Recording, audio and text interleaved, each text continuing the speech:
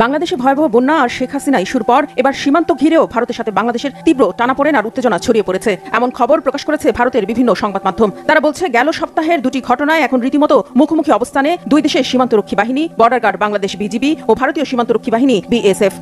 একটা সরকার, স্বনির্ভর সরকার কেমন হয় সেই দৃষ্টিতে আমরা দেখছি ডক্টর ইউনূসের নেতৃত্বে যে সরকার এই মুহূর্তে লিড করছে, ডাবল অ্যাকশন শুরু হয়েছে। দর্শক, আবার সীমান্তে বিএসএফ ও বিজিবির মধ্যে তুমুল লড়াই চলছে। ইতিমধ্যে জানা গিয়েছে বিজিবির কঠিন আক্রমণে পালিয়ে গিয়েছেন ইন্ডিয়ার বিএসএফ। দর্শক, কঠিন অ্যাকশন শুরু করলেন ডক্টর মোহাম্মদ। প্রিয় দর্শক, আসসালামু আলাইকুম। নতুন একটা নিউজ ভিডিওতে আপনাদের জানাচ্ছি স্বাগতম। এইমাত্র পাওয়া এবং তাজা গরম খবর। প্রিয় দর্শক বন্ধুরা, বিজি এবং বিএফএস এর সাথে কিন্তু ভয়াবহ সংঘর্ষ হয়ে গেছে এবং ভারতের সাথে কিন্তু যুদ্ধের মতো একটা রণক্ষেত্র তৈরি হয়ে গেছে। প্রিয় দর্শক বন্ধুরা, আজকের এই ভিডিওটি স্কিপ না করে সম্পূর্ণ দেখলে আপনারা সবকিছু বুঝতে পারবেন। শেষে দেখতে পারবেন আনসার বাহিনী কেন এরকম করছে এই সময়ে। এখানে কি ভারতের হাত রয়েছে, কার হাত রয়েছে, কে চালাচ্ছে আনসার বাহিনীকে, সেই বিষয় নিয়ে কিন্তু মুখ খুলেছে। প্রিয় দর্শক বন্ধুরা, বেশি কথা বলবো না, আপনাদের বিস্তারিত ভিডিও দিনে যাবো। তার আগে আরেকটি কথা বলে রাখি, গোলাম মাল রনি সাহেব কিন্তু চাঞ্চল্যকর তথ্য ফাঁস করেছে। ডক্টর ইউনূসের সাথে কিন্তু ফেসে যাচ্ছে ভারত, এবং চীন কাকে সাহায্য করবে, ভারতকে নাকি বাংলাদেশকে, এমন চাঞ্চল্যকর তথ্য কিন্তু দিয়েছে ডক্টর ইউনূস। প্রিয় দর্শক বন্ধুরা, বেশি কথা না বলে আপনাদের বিস্তারিত ভিডিও নিয়ে যাবো। বিস্তারিত ভিডিওটি দেখার আগে একটা রিকোয়েস্ট, যারা এখন এই চ্যানেলটি সাবস্ক্রাইব করে রাখেননি, এই চ্যানেলটি সাবস্ক্রাইব করে দিয়ে পাশে থাকা বেল আইকনটি বাজিয়ে রাখুন এরকম নিত্য নতুন ভিডিওর নোটিফিকেশন সবার আগে পাওয়ার জন্য। প্রিয় দর্শক বন্ধুরা, চলুন তাহলে এই ভিডিওটিকে লাইক দিয়ে আমরা ধারাবাহিকভাবে সেই বিস্তারিত ভিডিওগুলো একের পর এক মোবাইলের স্ক্রিন থেকে দেখে আসি। বাংলাদেশে ভয়াবহ বন্যা আর শেখ হাসিনা ইস্যুর পর এবার সীমান্ত ঘিরেও ভারতের সাথে বাংলাদেশের তীব্র টানাপোড়েন আর উত্তেজনা ছড়িয়ে পড়েছে। এমন খবর প্রকাশ করেছে ভারতের বিভিন্ন সংবাদ মাধ্যম। তারা বলছে, গেল সপ্তাহের দুটি ঘটনায় এখন রীতিমতো মুখোমুখি অবস্থানে দুই দেশের সীমান্তরক্ষী বাহিনী, বর্ডার গার্ড বাংলাদেশ বিজিবি ও ভারতীয় সীমান্তরক্ষী বাহিনী বিএসএফ, যা ভারত বাংলাদেশের মাঝে চলমান রাজনৈতিক ও কূটনৈতিক টানাপোড়েনকে আরও কয়েক গুণ বাড়িয়ে দিয়েছে।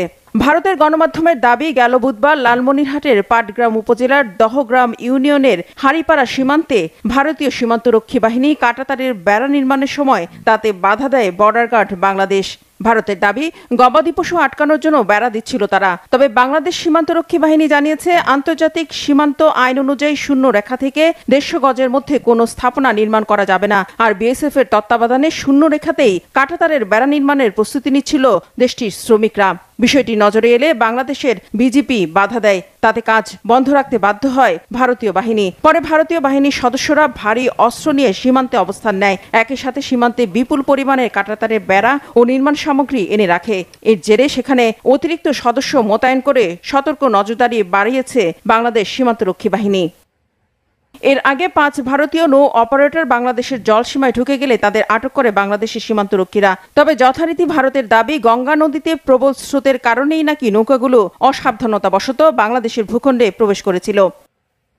বাংলাদেশ ও ভারতের মধ্যে প্রায় 4156 কিলোমিটার দীর্ঘ আন্তর্জাতিক স্থল সীমান্ত রয়েছে, যে সীমান্তে ভারতীয় বাহিনীর গুলিতে মৃত্যু হয়েছে অনেক বাংলাদেশির, যার কোনো বিচারই কখনো বাংলাদেশ পায়নি। 2011 সালে কুড়িগ্রাম সীমান্তে কাঁটাতারে বেড়ায় ঝুলে থাকা কিশোরী ফেলানির লাশের ছবি আলোড়ন তুলেছিল দেশ বিদেশে।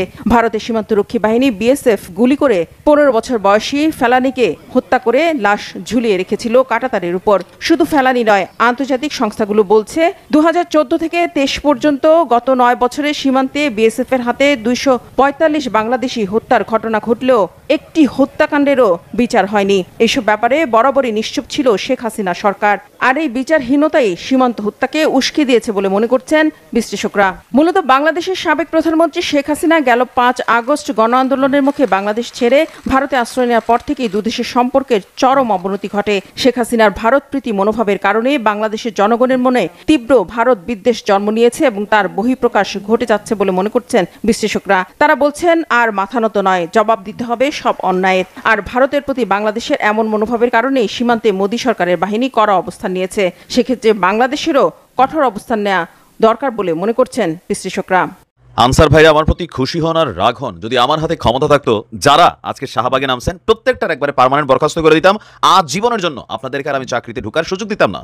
ভাই, আপনাদের দাবি দাওয়াগুলো যৌক্তিক রে ভাই, কিন্তু সারা বাংলাদেশে মানুষ এখন আছে কোন মোড়ে, সারা বাংলাদেশ যাচ্ছে কোন দিকে? এত বড় একটা দুর্যোগ, 100 বছরের ইতিহাসের ভয়াবহ বন্যা, আর আজকে আপনারা ভিডিও দৃশ্য দেখেন যে আপনারা কি আজকে এগুলা করার সময় আসছে ভাই? মানে আপনাদের কি বিবেক আছে নাকি নাই? আসলে আপনাদের পেছনে কারা? ভারতের রয়ের উস্কানি নাকি কাদের উস্কানিতে আপনারা এই ধরনের একটা অস্থিতিশীল অবস্থা তৈরি করছেন? গত 16 বছর আপনারা এই এত বড় ঘটনা করার সুযোগ পান নাই। সর্বশেষ 2018-তে করছিলেন, 6টা বছর অপেক্ষা করছেন।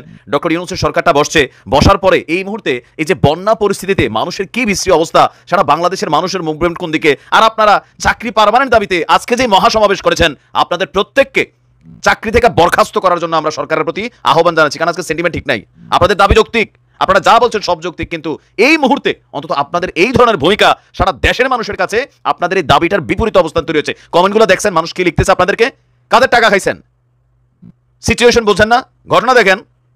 আজকে চাকরি জাতীয়করণের এক দফা দাবিতে সচিবালয়ের বিভিন্ন গেটের সামনে অবস্থান নিয়েছে প্রায় 20,000 আনসার সদস্য। সচিবালয়ের বিভিন্ন গেট, ওসমানী উদ্যান, জাতীয় প্রেস ক্লাব এবং আশেপাশের এলাকাগুলোতে তারা অবস্থান নিয়েছে। ভাই, আপনাদের দাবিটা সুন্দর, যৌক্তিক, আমি সেটার বিপরীতে না, কিন্তু এইটা কি সঠিক সময় কিনা? তাদের বক্তব্য হচ্ছে যে গত 76 বছর ধরে জাতীয়করণের আশ্বাস দেওয়া হয়েছে, অথচ 76 বছর ধরে বঞ্চিত। আমরা অবিলম্বে জাতীয়করণ চাই। তো চান না, আমরা তো না করছি না। তারা বলেন সরকার এবারও আশ্বাস দিয়েছে কিন্তু প্রজ্ঞাপন জারি করে নাই, প্রজ্ঞাপন জারি না করা পর্যন্ত আমরা আমাদের অবস্থান ধরে রাখবো। তাদের বক্তব্য যে 24-এর বাংলায় বৈষম্যের ঠান্ডায় দুর্নীতি, কালো হাত আগে, আপাতত তুমি কে আমি কে, আনসার এরকম। ভাই শোনেন, আসলে আপনারা আনসার হিসাবে থাকা উচিত। কারণ কি জানেন, জাতীয় একটা বাহিনী হইতে মেধা লাগে, একটু বুঝ জ্ঞান লাগে, আপনাদের কোনোটাই নাই এই মুহূর্তে। সামান্য পরিমাণ যদি বিবেক থাকতো আপনাদের, সামান্য, আমাদের সব আনসার ভাইদের আমি দোষ দিচ্ছি না, এখানে যারা লিড করতেছে এরা কার টাকা খাইছে, ভারতের র এদেরকে কত টাকা দিছে। আজকে দেখেন যে সারা বাংলাদেশের মানুষ এদের প্রতি থুতু মারতেছে আপনাদের প্রতি। ভাই বুঝতেছেন, আরে ফকিন্নি বাড়ি পর্যন্ত ভিক্ষার টাকা দিচ্ছে দেশের মানুষেরই মহা বিপদে। সারা দেশের মানুষ ঝাঁপাই পড়ছে, যে যেমনে পারতেছে। 11টা জেলা, ভয়ানক অবস্থা, মানুষ না খায়া মরতেছে, পানির মধ্যে আটকে আছে, গরু ছাগল মরতেছে, আর আপনি আসছেন এখনই আপনার 76 বছরের দাবি পূরণ করে দিতে হবে। মাঝে মাঝে ওই যে সাবেক প্রধানমন্ত্রী শেখ হাসিনা, তিনি জানতো আপনাদেরকে কেমনে বড়ানো লাগে। ওই যে বেশি স্বাধীনতা দিলে আবার এটা সমস্যা হয়ে যায়। একটা সরকার বসছে রে ভাই, স্বাভাবিক পরিস্থিতি তো নাই। সারা দেশের মানুষের ফোকাস কোন দিকে? আপনারা একটু সময় দেন। আপনাদের যেটা দাবি শতভাগ যৌক্তিক, কিন্তু একটা স্টেবল খালম, মানে একটা শান্ত পরিবেশে আপনি যখন আপনার দাবি দাওয়াটা পেশ করবেন, তখন এটা সরকার নমনীয়ভাবে নিবে। আর হুট করে আসা, ডক্টর ইউনূস তো আমেরিকা থেকে টাকা নিয়ে আসে নাই, তাই না, যে আইসে পাঠ করে একটা সিদ্ধান্ত, এগুলো একটা প্রসেসিং আছে। আপনাদেরকে আশ্বাস দিছে প্রজ্ঞাপন জারি করবে কখন? গত 7-8 দিন ধরে তো এই বন্যায় সারা বাংলাদেশ ডুবতেছে, মানুষের চিন্তা ভাবনা পুরো একটা কনসেন্ট্রেশন ওইদিকে। আপনারা এসা আজকে 20,000 মানুষ এই শাহবাগ ঘেরাও করছেন। আপনারা যারা সাধারণ আনসার আছেন, আপনারা কিন্তু মানুষের পালসটা বোঝেন। হাতে গোনা কয়েকজন লিডার আছে, এরা কিন্তু এই খেলাটা খেলতেছে। এদেরকে গ্রেপ্তার করা হোক। পেছনে ভারত বাংলাদেশকে এই মুহূর্তে অস্থিতিশীল করতে চায়। ভারতের র কাজ করছে বাংলাদেশে 100%। নয়তো এই আনসাররা হঠাৎ করে সারা দেশ থেকে 20,000 আনসার, আরে বেটা তুরোর এলাকায় গিয়ে মানুষের সহযোগিতা কর, মানুষের কাছে বোঝাও তোমাদের গুরুত্ব। মানুষ মরতেছে বিভিন্ন জায়গা থেকে, আমরা স্বেচ্ছাসেবক টিম পাচ্ছি না, আর্মি কাজ করতেছে, নৌবাহিনী, পুলিশ, সবাই ঝাঁপাই পড়ছে, দেশের মানুষ আবাল বৃদ্ধ বনিতা, আর তোমরা সেখানে চাকরির দাবি এই মুহূর্তে। যারা মেইন কালপ্রিটগুলো আছে আনসার টিমের মধ্যে, এদেরকে গ্রেপ্তার করে ঝুলাই দেওয়া দরকার। দেশের অবস্থান বুঝবেন, পরিস্থিতি বুঝবেন। দাবি সঠিক, আমি আপনাদের দাবির সাথে একমত, but this is not the right time. বাংলাদেশের রাজনীতিতে একেবারে হঠাৎ করেই বলতে গেলে চীন মহা গুরুত্বপূর্ণ বন্ধু হিসেবে আবির্ভূত হতে যাচ্ছে। ভারত সেই 2009 সন থেকে, না ঠিক 2009 নয়, সেই 1/11 বিএনপির পতনের পর থেকেই বাংলাদেশের রাজনীতিতে যে একছত্রভাবে নাক গলাচ্ছে, সেই নাক গলানোর মধ্যে চীন বারবার চেষ্টা করেছে নাক ঢুকানোর জন্য। মঈনুদ্দিন ফখরুদ্দিনও জমানাতে চেষ্টা করেছে। তারপর সেই 2009 থেকে একেবারে সেই আগস্ট মাসের 4 তারিখ পর্যন্ত তারা প্রাণান্ত চেষ্টা করেছে শেখ হাসিনার সঙ্গে একটি সমঝোতামূলক সম্পর্ক স্থাপনের জন্য, কিন্তু সেটা হয়ে ওঠেনি। শেখ হাসিনার দোদুল্যমানতা, অতিরিক্ত ভারত প্রীতি, তার সঙ্গে সঙ্গে সময় মতো সিদ্ধান্ত নিতে না পারার কারণে পুরো ভারত এবং শেখ হাসিনা এবং আওয়ামী লীগ বাংলাদেশের রাজনীতি থেকে একেবারে ইংরেজিতে যেটিকে বলা হয় অ্যাবান্ডেন্ট, আগামী 20 বছরের জন্য অ্যাবান্ডেন্ট হয়ে গিয়েছে, বিলুপ্ত হওয়ার মতো অবস্থা হয়েছে, অশ্রুত হয়ে পড়েছে। এবং ভারত এবং আওয়ামী লীগের নাম আগামী 20 বছর উচ্চারণ যারা করবে তাদেরকে যথেষ্ট বেগ পেতে হবে। তো ভারতের এই অনুপস্থিতি এবং আওয়ামী লীগের এই অনুপস্থিতিতে রাজনীতিতে এবং কূটনীতিতে যে শূন্যতা তৈরি হয়েছে, সেই শূন্যতার ফলে এই পুরো রাজনীতির অঙ্গন এবং কূটনীতির অঙ্গনে রীতিমতো পানি ঘোলা হয়ে গিয়েছে।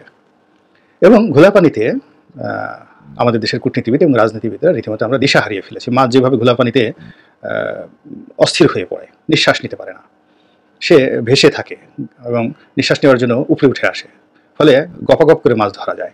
তো বাংলাদেশের রাজনীতিতে সেই আওয়ামী লীগের প্রায় 35% লোকের যে অনুপস্থিতি, তাদের দুর্দান্ত প্রতাপ এবং তাদের বিশাল যে অর্থবিত্ত, এই সবগুলো উঠে গেছে অলনে ছাড়ে। ফলে ব্যবসা বাণিজ্য, শিল্প, কলকারখানা, রাজনীতি, অর্থনীতি সব জায়গাতে বিশাল শূন্যতা তৈরি হয়েছে এবং সেই শূন্যতা পূর্ণ করার মতো জনবল আমাদের নেই, অর্থ আমাদের নেই।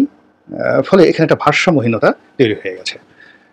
যারা বিজ্ঞানের ছাত্র তারা এই বুঝেন যে যখনই প্রকৃতিতে এরকম ভারসাম্যহীনতা তৈরি হয়, যদি ভূমিতে হয় সেখানে ভূমি ধসে যায়, নদী ভাঙন হয়ে যায়। নদীর যে বালু উঠানো হয় এর ফলে নদী ভাঙন হয় কেন? এর কারণ হলো পানি, নদীর গভীরতা এবং নদীর দুই তীর এর মধ্যে যে একটা ভারসাম্য রয়েছে সেই ভারসাম্য নষ্ট হয়ে যায়, ফলে নদীর তীর ভেঙে যায় যখন অতিরিক্ত বালু তোলা হয়। তো আমাদের এই সমাজে যে রাজনীতি এবং অর্থনীতির যে ভারসাম্য রক্ষা করা দরকার সেটা আওয়ামী লীগের উপস্থিতি যেরকম ছিল সেখান থেকে আওয়ামী লীগ চলে যাওয়ার কারণে ওই জায়গাটা শূন্য হয়ে গেছে। এখন সেখানে বেক্সিমকো যে অর্থ মেরেছে, এসালাম যে অর্থ লোপাট করেছে, সামিট গ্রুপ যে অর্থ লোপাট করেছে, আর অন্যান্য অলিগার যারা আছে তারা সহ তাদের লোকজন সহ সব মিলিয়ে অলমোস্ট 15 লক্ষ কোটি টাকা গত 2009 থেকে এই পর্যন্ত দেশের বাইরে পাচার করা হয়েছে এবং দেশের মধ্যে হয়তো সরিয়ে নেওয়া হয়েছে ব্যাংকিং খাতের বাইরে। এই 15 লক্ষ কোটি টাকা আপনি কিভাবে সামাল দেবেন? এটা তো নেই। ফলে ওই জায়গাটাতে একটা ভ্যাকুম তৈরি হয়েছে। ফলে অর্থনীতির একদিকে ব্যাংক ব্যবস্থা, বিমা ব্যবস্থা, ব্যবসা বাণিজ্য, আর অন্যদিকে বিশাল একটা গৃহখাত, ফলে ঝুঁকি তৈরি হয়েছে। এবং এই ঝুঁকি মোকাবেলা করার জন্য চীনের বড় বড় ব্যবসায়ী, বড় বড় প্রতিষ্ঠান এবং চীনের যে সকল বিনিয়োগ, এই জিনিসগুলো মানে সমতার ভিত্তিতে, প্রয়োজনের ভিত্তিতে যদি আমরা নিতে না পারি তাহলে আমাদের একটা বিরাট অর্থনৈতিক বিপর্যয় তৈরি হবে। 2 নম্বর হলো যে কূটনীতির ক্ষেত্রে আমরা দিল্লি, তারপর ওয়াশিংটন, এই একটা ভারসাম্য যেটা ছিল সেখানে শেখ হাসিনা আমেরিকাকে গালাগালি করার পরেও মূলত আমেরিকার রোষানল থেকে আমাদের অর্থনীতি, আমাদের দেশ রক্ষা পেয়েছে। আবার অন্যদিকে ভারতের সঙ্গে শেখ হাসিনা একটা ভালো সম্পর্ক থাকার কারণে আমাদের যে ইম্পোর্ট বাণিজ্য, আমদানি বাণিজ্য, সরকারি বেসরকারি চুরাকারবারি, এসব মিলিয়ে ভারতের সঙ্গে একটা বিশাল যাকে বলা হয় যে বাণিজ্য হতো, এটাও অর্থনীতির একটা গুরুত্বপূর্ণ এলিমেন্ট ছিল। তো সেই জায়গাটাও অর্ধেকে নেমে আসবে, সুরা সালানি থেকে শুরু করে সমস্ত কাজে এখানেও একটা ইমব্যালেন্স তৈরি হবে। অন্যদিকে ডক্টর মোহাম্মদ ইউনূস সাহেবের সঙ্গে পশ্চিমা রাষ্ট্রশক্তির যে সম্পর্ক, সেখানে আমেরিকার যে পলিসিগুলো, সাহায্যগুলো, এইডগুলো সরাসরি বাংলাদেশে আসবে দিল্লির ভায়া মিডিয়া ছাড়া।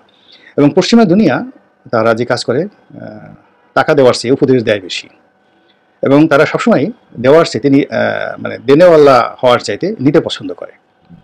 এবং এখনও দেখেন তারা হয়তো প্রকাশ্যে আমাকে $1 বিলিয়ন দিচ্ছে, আবার ইনডাইরেক্টলি সে হয়তো IMF বা বিশ্বব্যাংকের মাধ্যমে পশ্চিমারা যে লোন দিচ্ছে তারা খোটা দিচ্ছে যে আমরা না হলে তোমরা এটা চলতে পারতে না। কিন্তু তাদের যে বড় বড় কোম্পানিগুলো, সেই কোম্পানিগুলোর মাধ্যমে আমাদেরকে যে টাকা দিচ্ছে তার 20 গুণ 50 গুণ তারা কিন্তু বাংলাদেশ থেকে নিয়ে নিচ্ছে বিভিন্নভাবে। তো সেই ক্ষেত্রে ডক্টর মোহাম্মদ ইউনূসের সাথে পশ্চিমাদের যে সম্পর্ক, এটি তাকে স্বস্তি যোগাবে ক্ষমতায় থাকার ভারসাম্য হিসেবে, কিন্তু অর্থনীতিটা তাকে অন্য কৌশলে চালাতে হবে। এবং সেই কৌশলটা কাদের মতো হবে? সেই কৌশলটা অনেকটা সংযুক্ত আরব আমিরাতের মতো হতে হবে, কাতারের মতো হতে হবে, সৌদি আরবিয়ার মতো হতে হবে। অর্থাৎ এক হাতে চীন, অন্য হাতে আমেরিকা কিংবা ইউরোপ, এই দুটোকে সমান তালে খেলতে হবে। এবং সেজন্য এই মুহূর্তে আমেরিকার যে বন্ধুত্ব, সেটি কূটনৈতিকভাবে সেই বন্ধুত্বটা সামাল দিতে হবে।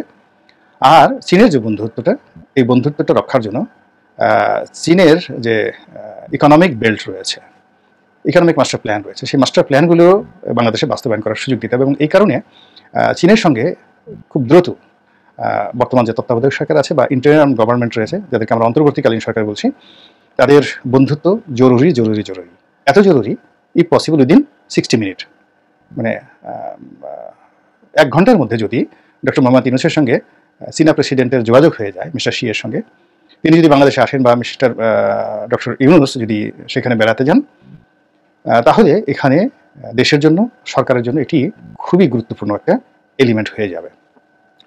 এর কারণটা হলো যে সময়টা যেহেতু খুবই সংক্ষিপ্ত এবং সেন্সিটিভ, স্পর্শকাতর, প্রতিদিনই অনাকাঙ্ক্ষিত ঘটনা ঘটছে এই জনপদে, যা ঘটছে তার 100 গুণ গুজব আকারে ছড়িয়ে পড়ছে।